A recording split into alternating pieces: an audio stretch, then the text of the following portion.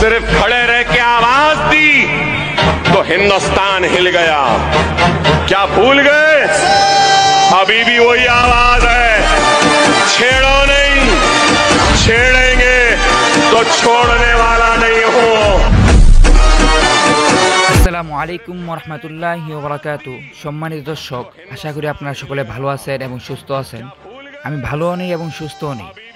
আমার অন্তরটা আজকে ফেটে যাচ্ছে। আমরা বাংলাদেশে রাত দিন এক করে যে ধর্মকে রক্ষা করার জন্য পাহারা দিয়েছিলাম, আর ওই হিন্দু ধর্মের কিছু লোক আমাদের ধর্মকে অপমান করার জন্য আমাদের বিশ্বনবী মুক্তির দূত হযরত মুহাম্মদ সাল্লাল্লাহু আলাইহি ওয়াসাল্লামকে নিয়ে কটূক্তি করে। তারা যে নাম্বার 1 বিশ্বাসঘাতক এটা আবারও প্রমাণ করলো। ওই হিন্দু পণ্ডিত রামগুরু মহারাজ এবং তার সাথী বিজেপি নেতা নীতেশ রানা, তারা কি মনে করছে আমরা মুসলিম উম্মা কি ঘুমিয়ে গিয়েছি নাকি? আমাদেরকে তোমরা মারো, কাটো, অত্যাচার করো, জুলুম করো, তারপর আমরা কিছু বলবো না।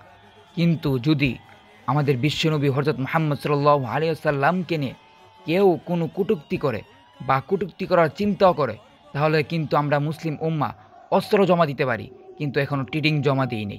এটা ভুলে যেও না। আজকে তুমি ভারতের দিকে তাকাও, তাকিয়ে দেখো যে কি অবস্থা।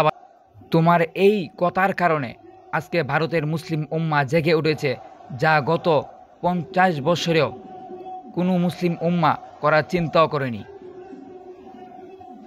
আমরা মুসলিম উম্মা সর্বদা নিজের জীবন দেওয়ার জন্য রাজপথে নামি, ফিরে আসার জন্য না।